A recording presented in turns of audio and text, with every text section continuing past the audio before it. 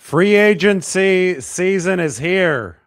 Mike made a hell of a thumbnail. Kenneth Walker, Mike Evans, Alec Pierce, Tyler Linderbaum. It looks like Alec Pierce might be available in free agency. I know the Colts want to keep him, but the big news today, they had to use a tag, their only tag. It was just a transition tag, not a franchise tag, but you can only use one of all kinds of tags. They had to use it on Daniel Jones, the quarterback. So the receiver, Alec Pierce, might be available in free agency. He would fit the 49ers. I just don't know if they're going to be willing to extend themselves under the salary cap that far with a lot of other needs they're going to have to address. And the first piece of free agency news officially in the books for the 49ers, the first signing, it's the long snapper, the 40-year-old John Weeks. You know, last week when we talked to John Lynch at the NFL Scouting Combine, he said that Weeks had signed. It was in his DocuSign. It was in John Lynch's DocuSign, and now John Lynch is obviously signed as well. And that means that John Weeks is on the spreadsheet. This is it. This is the build your own roster. Came out today up on the San Francisco Standard. Mike, why don't you go ahead and put this link back in the description so people can check it out. I could go ahead and put it into the comment section. But as we've done every single season, you can build your own 49ers roster with this tool. It is up on the Standard. The link is in the description. Go ahead and check it out. Here, I could even create the copy right now, show you guys exactly how this works. We'll make this big over the course of the full screen. But when we talk about Linderbaum, when we talk about, Rasheed Walker at left tackle, when we talk about Alec Pierce, when we talk about Mike Evans, here, we can sign Mike Evans. You go to wide receiver 1 on the sheet. You click on Mike Evans' name. I predict about a $15 million cap hit. I think that's where it would have to be for the 49ers to want to bring Mike Evans onto this football team. And we can also update this with the one, we already have. I already updated it with John Weeks. That's an estimated cap hit, by the way, that you see down here, $1.3 million. I think that it's going to be between 1.3 and 2 million for John Weeks. As soon as we have the official number, as soon as that's posted to Over the Cap, I'll put it up there. The franchise tag deadline was today. As expected, the 49ers didn't use it. They're still negotiating a contract with Eddie Pinheiro. They hope to bring him back as the kicker. So if they do bring back Pinheiro, I would assume a salary cap hit or an average per year of about $5 million per year. And they're also hoping to bring back Thomas Morstead. So look, with the roster builder, you can do that as well. I think the 49ers can get their 3 specialists for a combined cap hit of about $7.8 million. Now, Pinheiro, Morstead, those are just projections. But what's really important, so we talk about the 49ers bringing John Weeks back, I think they want to keep the entire kicking operation in place. 27 of 28 field goal tries for Eddie Pinheiro were good last year. The only miss happened in Indianapolis from 64 yards out. It clanged off of the crossbar. So the operation was very, very efficient, solid last season. They've got some stuff to clean up on the extra points. I'll grant you that. But field goals, they were awesome. And it's not just Eddie who deserves the credit. John Weeks, the long snapper, deserves the credit. And Thomas Morstead, the punter and the holder, deserves the credit. So the 49ers have to make sure that I think they bring back all 3. Now, is it going to be a little tricky with Eddie Pinheiro? Sure, because he made 27 of 28 field goals for the 49ers last year. The franchise tag would have cost between $6 and $7 million. 49ers weren't going to pay for that. I don't think any team should pay for that high of a franchise tag for a kicker who, even though he might arguably was the best in the league last year, just based on the accuracy percentage, even if he's top 3, that number is so high that it would have hurt the team in long-term contract negotiations, to where it would have set the really high, tethering pillar that the 49ers would have to work around. And Eddie Pinheiro's representation could have said, well, we're going to be making what I think $6.7 million no matter what this year. You have this franchise tag offer out to us. We've got to build the rest of the contract around that. And when you're looking at a deal that I think will probably end up being $4 to $5 million annually, when you're looking at that kind of cost, then a $6.7 million franchise tag would have been too high. But they're able to get the John Weeks deal done drama-free. That is through John Lynch's DocuSign. And now we can talk about the rest of the 49ers setup, if you do look at the roster builder here, I have San Francisco. This started at 49 million of salary cap space. I've already signed 3 players, including Mike Evans, and it's down to 27 million. You know, just as a general rule, and this is what I have started to, put in as a guideline for those of you building the roster with this tool, keep it over 20 million, because the 49ers are going to have to carry over money into 2026 and beyond. Brock Purdy's salary cap hit might be only 24.4 million this season, but it's going to skyrocket, and at some point it's going to be over $50 million because they've backloaded a lot of that money. So since unused salary cap space carries over from season to season, the 49ers need to make sure they leave some carryover space, and that is a key when you look at this. But then, I mean, you could have really free reign over the roster. We talked about Kenneth Walker. The Seahawks did not franchise tag him. If you want to, you can add him, but that, you're starting to run low on salary cap space if you're the 49ers. I think that restructuring Nick Bosa is something the 49ers will do. Now, we're not talking about a pay cut. We're talking about a conversion of base salary, which is large for Bosa, into signing bonus, and that would prorate the salary cap hit over several years, up to 5 years. They could probably lower his salary cap hit here for 2026 from 41.6 million to, I would think, around 25 million, although the exact mechanics of that still to be determined. So we'll see if that is something the 49ers need to do to open up some salary cap space. Maybe they don't do it until right before the regular season starts, just so they have the carryover, because that's the way that the 49ers have been operating. But it is something that could give them a little bit more breathing room this year. One thing I want to talk about is Bryce Huff's contract. His cap hit this year is only 5.4 million. So it is not all that large, but his pay may actually outscale his worth. Last year, and this is going to be a tricky one to determine, and we'll see how the 49ers feel about this.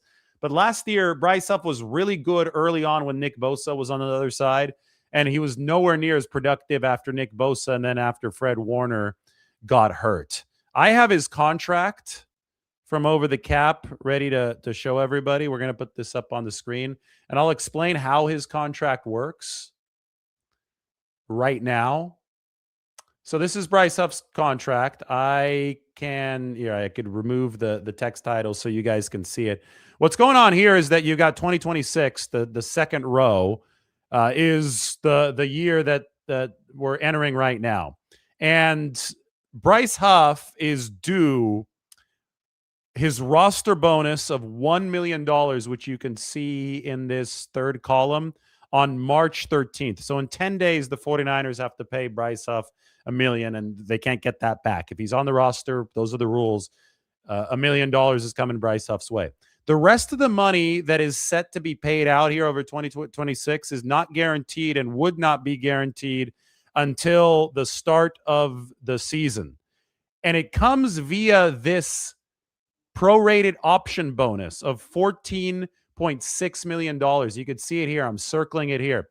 So if this does kick in, if Bryce Huff is still on the roster at the start of the regular season, he gets a $14.6 million option bonus, all paid in one lump sum. On top of that, he gets the veteran minimum base salary, $1.2 million. So you add 1.2 plus 14.6, that's about $15.8 million, plus the roster bonus, which is due on March 13th in 10 days. That is $16.8 million, plus the workout bonus, which he can collect just by being at OTAs this offseason. Bryce Huff is due $17 million for the 2025 season. Now, none of that is currently guaranteed. That's why the 49ers have maybe some maneuvering to make, maybe a decision to make moving forward. But the roster bonus, again, is not due until March 13th, which is the third day of the new league year. So depending on how the first couple days of free agency go, if the 49ers say they trade for Max Crosby, say they sign Trey Hendrickson, say they trade for Jonathan Greenard, whom the Minnesota Vikings might be looking to shop right now. Greenard is due $18 million this year. Bryce Huff is due $17 million this year. If you think that Greenard is a more valuable player, as I think most would agree, just based on the production that we've seen from both of those guys, well, if you make an early free agency splash at edge rusher and you have some wiggle room at that position, you can theoretically move on from Bryce Huff before any money is guaranteed to him this season. Now, if you're the 49ers, you could also say, well, that $1 million roster bonus right here that is due on March 13th, that's just a drop in the bucket. You could pay him that, and you could maintain your optionality until the start of the regular season when this prorated option bonus is to kick in. You could ask Bryce Huff to take a pay cut if you think that him making $17 million this year is too expensive. If you want to adjust that contract to something around $10 million, you can ask if he's okay with that. Now, he could say no and then, force you to make a decision. Do you cut him or do you keep him at the $17 million price point? But I do think that a decision bridge may have to be crossed with Bryce Huff moving forward. Now, the news here that had already been in place is if Bryce Huff does make his existing contract money, if the 49ers don't end up adjusting the option bonus, if it's going to be $14.6 million, they have built in contractually the restructure. It is going to be prorated for up to 5 years against the salary cap. So Bryce's cap number is only $5.392 million this year, $5.4 million for Bryce Huff. So he's not going to break the bank when it comes to 2026 salary cap hit. If you want to look at how that appears on the 49ers salary cap chart, it's much smaller than Nick Bosa's. Even if Bosa restructures, it's going to be almost 5 times as pricey of a cap hit this season as Bryce Huff. So they can afford it within the 2026 salary cap situation, but it's a question of, do they want to shell out a grand total of about $17 million for this season to Bryce Huff? Because ultimately they're going to have to pay all of that on the cap.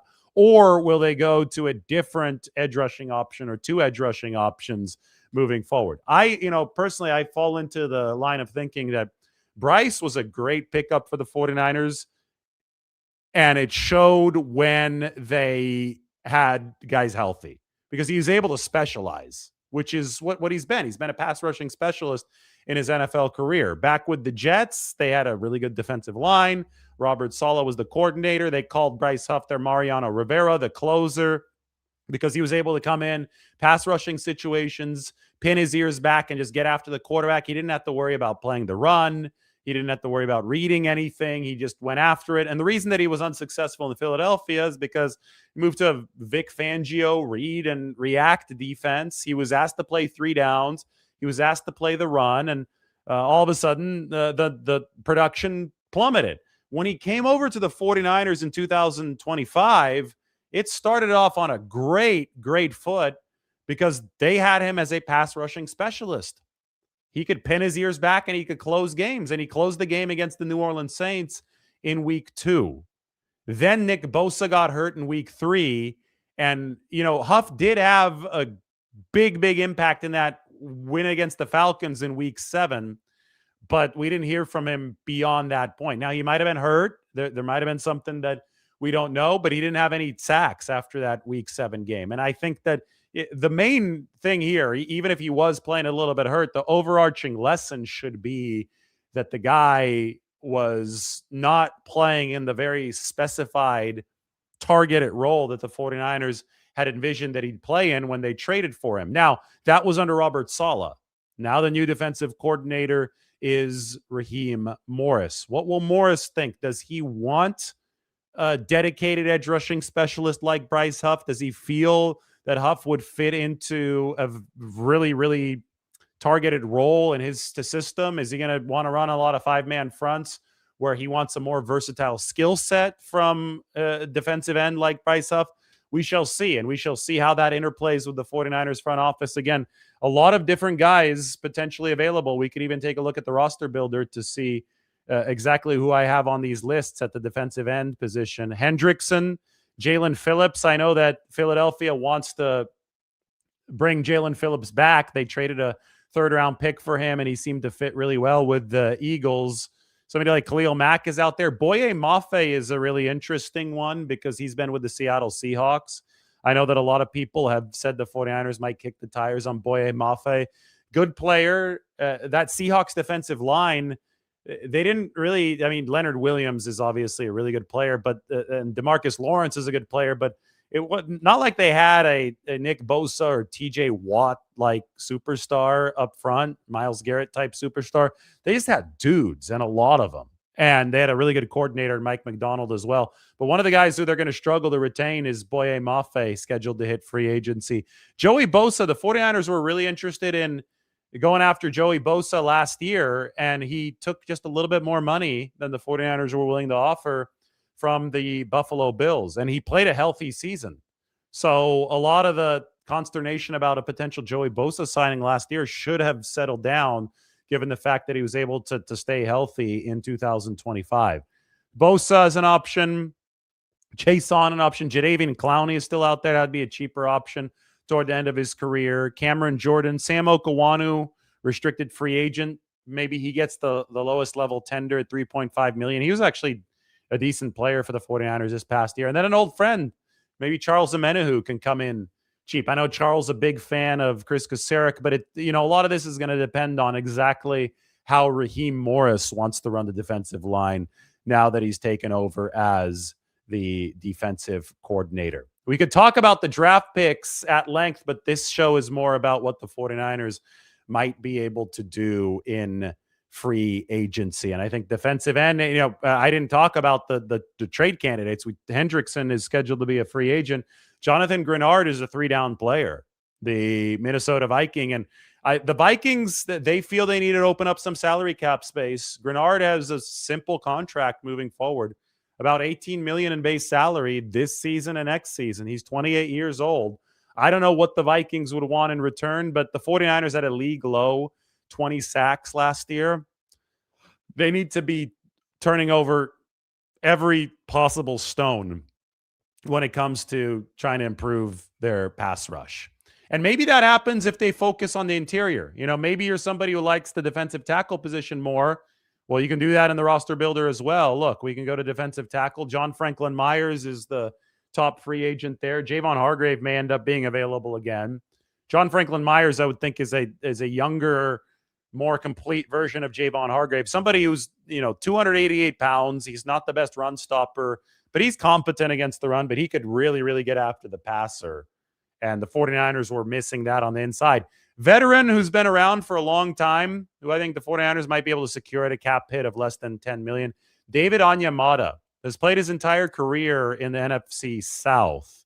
So with the Saints and the Falcons scheduled for free agency, he is in his mid-30s already, but he's been a solid player against both the run and the pass throughout his entire NFL career. I would still consider him a high-end defensive tackle option. Deshaun Hand, another veteran defensive tackle option. You could go through the list here. We go all the way down to the guys in-house for the 49ers. Sebastian Valdez, the Hulk, and Evan Anderson. And then, of course, the ageless one, Calais Campbell. I thought last year maybe Calais Campbell, if the 49ers could get him at a very team-friendly deal, can help bring along some of those youngsters. They didn't get him. He went to the Arizona Cardinals. But the good news for the 49ers is that the youngsters blossomed nicely. I think you have to be very happy with what you got from Alfred Collins, very happy with what you got from CJ West, and you have to be thrilled with what you got from Mykel Williams playing on the edge, kicking inside up until the ACL tear. But if he's ready to go next year, you draft it really well for the interior defensive line. You need big defensive tackles in this league, and that's to stop this resurgence of the run game. It's growing in popularity again. You need to be able to free up other defenders to play the perimeter, play the short passing game, play the speed offense that teams bring as a branch away from the run game. So the big Alfred Collins, CJ West, I think both have potential to do just that for the 49ers. Who else did Mike put on the thumbnail? Here, let me see. Well, he put Kenneth Walker on the thumbnail. I talked about that this morning, and I have it here on the roster builder. Sure, Walker is a possibility. I think, Tyler Algier is a possibility. A lot of people are linking him to the 49ers, the Falcons running back. I like Kenneth Gainwell because I think Kenneth Gainwell is a good route runner, and he's a trusted agent of quarterbacks. If you watch the Steelers this past year, Aaron Rodgers was throwing almost exclusively short.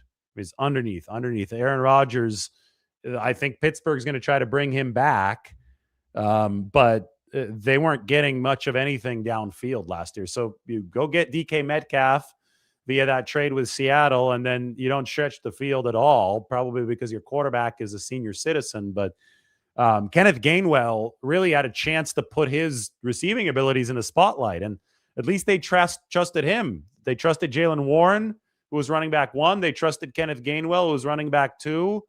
And that's, the 49ers need trust in that running back room receiving wise if they want to give Christian McCaffrey any sort of break after those 413 touches last year.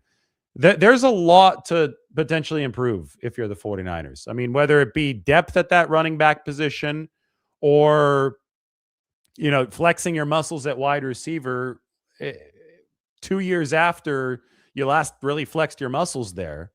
I mean, more separation is absolutely necessary. I know that Alec Pierce is on here. That's going to be a big cap hit, though, for Alec Pierce if he does end up making it to free agency. There are some really, really interesting options in Tier B of this. Romeo Doubs, of course, of the Packers. I'm estimating a cap hit of about $13 million for him. I would say that Jalen Naylor, $13 million for him. He's a speedy guy of the Minnesota Vikings. Everybody today, I had so many comments saying, oh my God, Dobbs would cost that much. What are you talking about? Guys, this is the receiver market in free agency. A half decade ago, Christian Kirk commanded $17 million annually in free agency. Christian Kirk, when he signed with the Jacksonville Jags. What that should tell you is that these markets are overinflated, especially for wide receiver, such an important position. Be prepared to pay. Be prepared for Jawan Jennings to make north of $15 million a year. If Jawan is over $15 million a year, I don't think the 49ers want to go there. But the problem is that, you have to remember, look, I need a capital I on Ricky Pearsall. I need to make that lowercase. Made that fix right there. But in the case of, let's see how much I have Jawan Jennings lined up for here. I have him at a $15 million cap hit. If it's north of that, it's going to be really tough to justify the 49ers staying in the bidding to re-sign him, because they struggled to separate with Jawan Jennings in the lineup in those 2 games against the Seattle Seahawks. So I think they need more speed. They need some more explosion. Jawan has been great for this team, but if you're paying him money that dictates that he has to be essentially wide receiver 2, at wide receiver 3, Jawan, great for the 49ers. And they had him at a wide receiver 3 price point up until now. They won't have him at that price point anymore. The question is, how high does the price go? Would the 49ers be willing to pay for it, or are they going to try to go for some more speed? And there's so many options. Wan'Dale Robinson being another one of them. You've got to tailor this offense to Brock Purdy as well as you possibly can if you are the 49ers. The top of the receiver market is now at $40 million thanks to Jamar Chase and company. So when Brandon Ayuk signed, if Ayuk had just stuck with it and been normal and didn't have whatever happened, this rebellion, 49ers would have had a good deal at $30 million a year. They signed it on their end, hoping that Brandon Ayuk would follow through on his end, and they got it at $120 million over 4 years, $30 million per year. The problem is they didn't get any production out of the deal, and then he got hurt, and he hasn't been back since, and he stormed out of the building, and the only time the 49ers have seen him since then is when he sped by Levi's Stadium. So obviously they didn't get the ROI on that deal. Thankfully, they were able to recoup the guarantees. But in the big picture of things, that deal has been far exceeded at the top of the receiver market since it was signed in 2024. You now have wide receivers making over $40 million a year. So that market is still cooking. It long ago overheated. And when we talk about a half decade ago, Christian Kirk at $17 million a year. Well, now you've got Jamar Chase and company at over $40 million a year. That changes things, and it would definitely make you appreciate if you could get a deal on a Romeo Doubs, on a Jalen Naylor in the teens, under $15 million. Would that be possible? Maybe even that's not possible. Maybe this market's going to continue to surprise us which makes the NFL draft so important. And I think it's a good receiver class in the NFL draft. It's a nice and deep looking receiver class in the draft. And I think there's a chance the 49ers double dip, both with a moderately sized splash in free agency and then with a draft pick at that wide receiver position. So where should we go to next? Ooh, tight end. This is a natural segue. This is a very natural segue because if you're worried about the cost of receiver, one way to gain some efficiency in the pass game without breaking the bank at wide receiver like levels might be the tight end position. I've talked a lot about Charlie Kolar, Purdy's former teammate from Iowa State. If you want to go receiving heavy, Dallas Goedert has caught a lot of passes over his career. Obviously, Travis Kelce has as well. Isaiah Likely's coming off of a relatively down year, but is scheduled for free agency. Jake Tonjes, obviously restricted free agency, but we're looking at potential big-time pass catchers here. There's David Njoku, who can block. I mean, if you're the 49ers, you're probably going to emphasize the players who can do both of these things. But if Charlie Kolar, best blocker of the group, probably going to have to pay him somewhere around here, $8 million a year. But that's way cheaper than the receiver room, where the contracts are topping out at $40+ million a year. And these guys can still catch the ball. So I think you can attack things with some efficiency if you attack them through that tight end position if you are the 49ers. And I think that it might be the best season ever for San Francisco to try to finally get that proper double dip at tight end. Hell, even the three tight end formations could be nice. That they're going to tender Jake Tonjes. I'd be absolutely shocked if they didn't find a way to try to keep Jake Tonjes in the building. I am not sure, and this is why the roster builder reflects that, I'm not sure what they're going to do with Luke Farrell. The roster builder allows you to cut Luke Farrell. You just check the box, lower the cap hit to the dead money amount. And if they do cut Luke Farrell, then I could see the 49ers tendering Jake Tonjes, signing somebody like a Charlie Kolar, and then pairing everybody with George Kittle, who's obviously coming back from the torn Achilles. And that could be their three tight end setup to mimic the Rams heading into the 2026 season. Of course, you've got offensive line as well, where, just let's assume they just get business done with Trent Williams. And if that happens, that extension could save the 49ers near-term cap space. That could be a win-win if the 49ers thread that needle and execute that. I think you have to bring somebody in from the outside at the left guard position. I think the most likely is right here. I think it's Dylan Parham. If you bring in Dylan Parham, again, I'm thinking a cap hit of just under $10 million. Guys, I really think it's a good year for a veteran left guard. You tried to do it with Ben Barch last year, but he hadn't been able to stay healthy for the 49ers. You have Isaac Seumalo's sister is in the scouting department for the 49ers, by the way. Keep that in mind. He's been a good left guard over the course of his career. Former Oregon State player, product of Corvallis, Isaac Seumalo. So he's a powerful, strong guy. I covered him in college.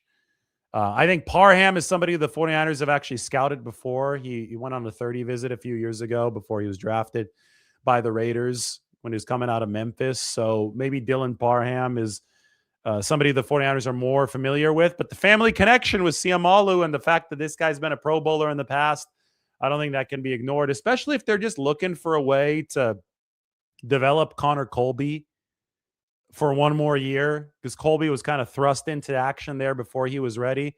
Somebody like Seumalo, 33 years old, coming up this year, I think could be a perfect stopgap kind of measure for the 49ers, but you definitely have to get left guard solved if you're San Francisco.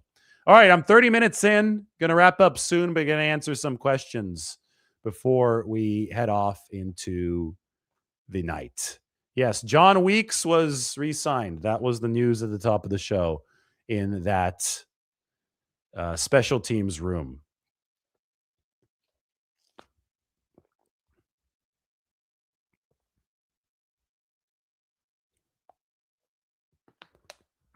So the 49ers have begun the free agent period here. They got to take care of some of the guys they want back. And there was nobody that made sense, the franchise tag. So you're going to be trying to negotiate deals before the window for tampering opens. That's going to be on Monday, March 9th. So that's less than a week away. So you were able to get John Weeks done before then. That's official through DocuSign and everything now. Pinheiro is obviously the most notable fish in that free agent pool. But I think it's worth talking about a Sky Moore. Can the 49ers retain him at a decent rate? Because he did a good job returning for the 49ers last year. Who's going to be the returner for San Francisco? I know that's where some of the Deebo Samuel rumors come through. Maybe Deebo Samuel comes back as a return specialist for the 49ers. But I think if you want to make sure this offense is moving in the right direction, he'd be further down the pecking order as far as offensive weaponry goes. You can't have Deebo Samuel as your number 2 target if your big issue is separation, if you're the 49ers. I think he could still be a productive weapon for San Francisco. I just don't think he could be isolated into one of those let's carry the offense roles.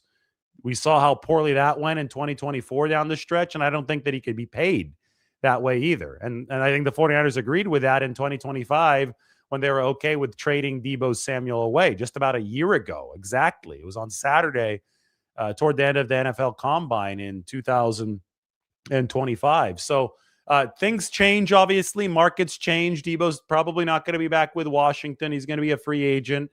And if the 49ers can find an efficient price, I could see him being a return specialist for this team. I could see him being an offensive weapon, but I don't, more of a gadget weapon for the 49ers. And the only way that you bring him back is if he's okay with being on a gadget weapon contract for San Francisco. Of course, there's Jordan Watkins. I mean, at the end of the day, the 49ers are going to be reliant, and every team is, on your own draft picks carrying a considerable amount of the weight. You can't, the roster builders should teach you once you get to use this. And again, the link is in the description. Once you get to use this, the roster builder should teach you that it is impossible. Look, we're already under the 20 million in salary cap space. It's already lit up in red here. It should teach you that it's impossible to build a team solely through free agency. You need those cost-controlled draft picks. Look, the 49ers' middle fourth-round draft pick is going to cost only $1.09 million. The rookie wage scale makes the draft picks a sustainable way to build a football team.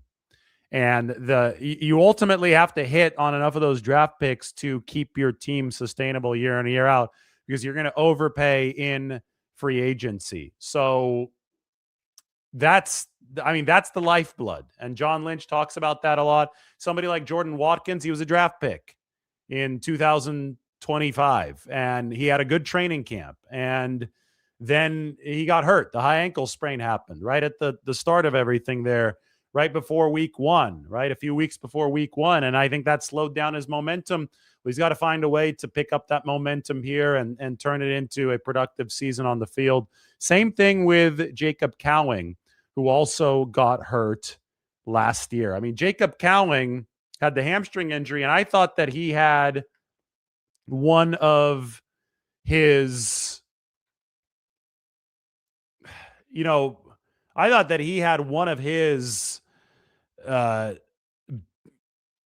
truly promising stretches. Like this guy, he had a promising stretch in 2024, but the offseason of 2025, the talk that Jacob Cowing was getting after he had worked out with Brock Purdy and Mac Jones and Ricky Pearsall over in Jacksonville and Florida, there was real belief. The way that Kyle Shanahan was talking about the guy when he entered the 49ers building at the start of training camp, you could tell that Kyle was excited about it too. And then he tore his hamstring. And then we just didn't see him. I mean, he got behind the 8 ball and just wasn't in good position and wasn't healthy enough to be able to hit the ground running for the 49ers. And it was just too bad. So guys like Cowing and guys like Jordan Watkins, I mean, we have a comment here saying, continue the youth movement, please. Well, yeah, if those guys can deliver for the 49ers, then the youth movement will continue, and they are already on the roster. Mike says this is Mike's football philosophy, and I agree with it. You don't want to sign A-list players in free agency. A-list players are very rarely available in free agency, first of all, but Tyler Linderbaum probably qualifies. He's in there. You'd rather draft A-list players like the 49ers have drafted over the years. I mean, you look at the 49ers depth chart, the A-list players, the foundational pillars, they're highlighted here in yellow. The 49ers have drafted those guys over the years. And then they've been able to extend them, and they've been able to build the team's culture around those players. Every once in a while, an A-list caliber player will become available in free agency or through trade. That's how they got Christian McCaffrey or Trent Williams.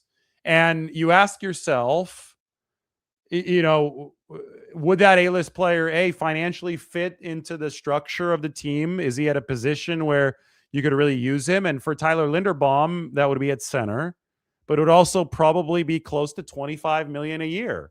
And in a salary capped sport, the 49ers have spent more money than anybody in this league over the past 10 years, but it's a salary capped sport, and you've got to make sure that you could fit all of this talent under the hood. So decisions coming. But good point from Mike is that typically you're going to want to draft your A-list players, because signing them at what it's going to be for Tyler Linderbaum on the open market, $25 million a year, it's going to be really, really cost efficient at that price. 49ers did dodge a bullet by not signing Chris Dahlman, by the way. That was all the outcry last year. Why didn't they sign Dahlman? Well, Dahlman has just retired at the age of 27, and that puts the Chicago Bears in the Tyler Linderbaum sweepstakes. You know what we're going to be looking at moving forward?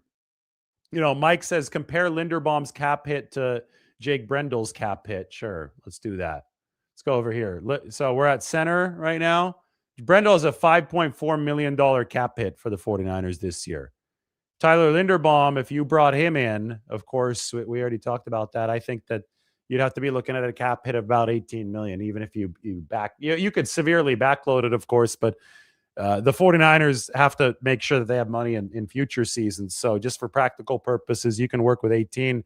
He's going to be a good 3 to 4 times more expensive than Jake Brendel. And that's only in near-term cap hit. So I think it's self-explanatory. You cannot go out and buy everybody. You've got to have that draft as the lifeblood. Look, we're already down to only $480,000 of salary cap space. Anyway, a lot about to happen. Everybody hit that subscribe button, and why didn't everybody go ahead and check out the 49ers roster builder? It is up on the San Francisco Standard. It is exciting as hell because this is the biggest day of the year for those of you who like to say that you do a better job than John Lynch. This is your opportunity to do a better job than John Lynch building this team. Link is in the description. Roster builder is ready to go. Everybody, thanks for watching.